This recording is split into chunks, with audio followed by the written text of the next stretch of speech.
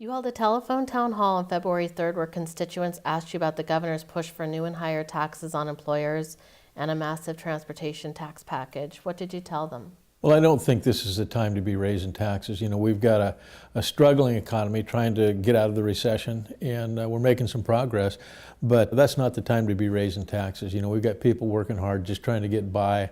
You know, our approach is to grow jobs. You know, let's get people back to work before we start looking at taxes.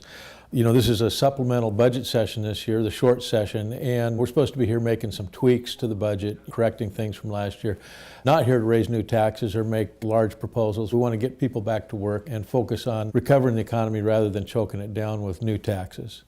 You also received a lot of questions about the two initiatives dealing with gun rights and gun registration. What were the concerns from constituents, and what did you share about the initiatives? Well, there's concerns on both sides. We've got two competing initiatives. Initiative 591 would reaffirm the Second Amendment to keep and bear arms, and I completely agree with that. Initiative 594 would put in universal background checks for the purchase, sale, and transfer of guns.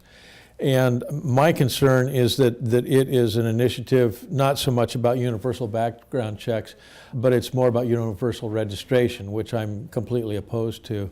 I don't think the legislature is going to do anything on either of those this year. I think they will go to the people. It'll be on the ballot next year. So folks are going to be making choices. I hope people are paying attention to this because, you know, gun registration is a slippery slope. We saw a bill here last year to allow law enforcement to come into your house and inspect how you store your guns. So, you know, with those kinds of things out there, you can kind of see where they're going. It's universal registration. Completely opposed to that. I think this is something that people better be looking at and hopefully are active when it comes time to vote next year. Many constituents asked you about the potential to pollute letters they're receiving from the State Department of Ecology. What are you doing on this issue? Well, I've met with a number of people around the district, talked to people that have received letters. I actually got a phone call from Joel who was the person that was enforced on and went to court this last year and lost. Basically, he got a potential to pollute letter from Department of Ecology, and they ended up in court and heard about the burden that's put on him and his farm. So I introduced Bill 2472. I think the term potential to pollute is what they're basing this on is too broad.